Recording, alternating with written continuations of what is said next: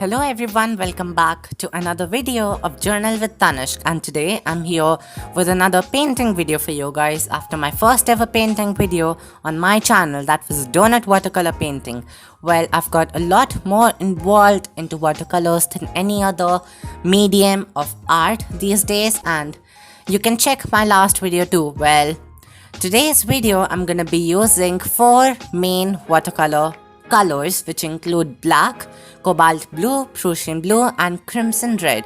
Well, the color that you first see, the blue color, is not cobalt blue itself. It is a mixture of cobalt blue and Prussian blue, and then I've added a little bit of layer of the crimson red to get that little purple kind of a color. Then I just went with the bold crimson red itself to get a little kind of that red pink kind of vibes in the sky, and this sky was actually supposed to be a little bit of mixture of a galaxy kind of a sky along with a night aurora kind of a sky, and it ended up looking really nice. So make sure to stay tuned till the end of the video to see how the results are.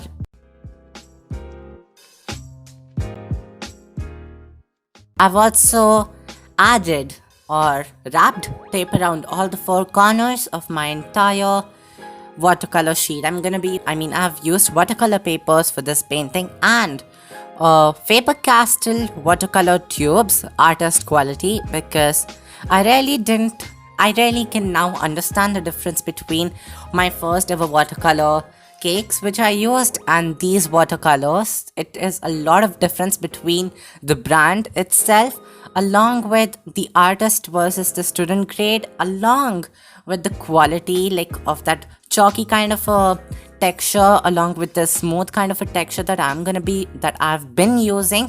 This is not my first painting with these watercolors. I've also painted 2 or 3 more paintings and even used watercolor papers for that.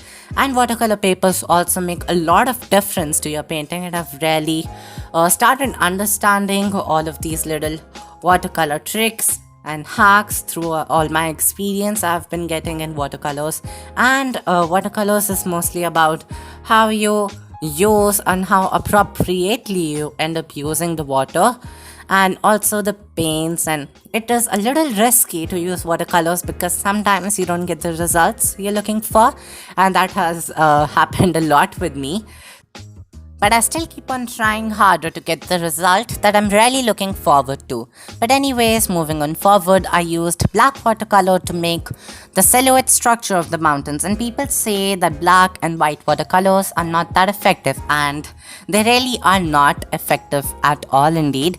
So for that, I use a lot more color than water to make them a little bit more dark and to make the colors pop out a little, rather than mixing them with a lot of water and thereby making them being termed as watercolors.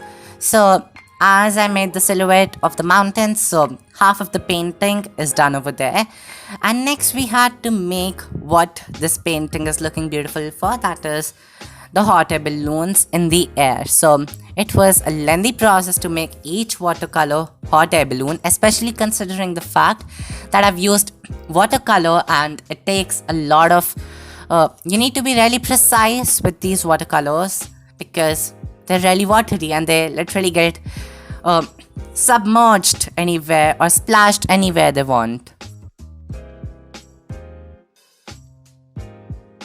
So I'm sure that most of you must be bored by seeing the number of hot air balloons that I'll paint, so I skipped a few of the hot air balloons.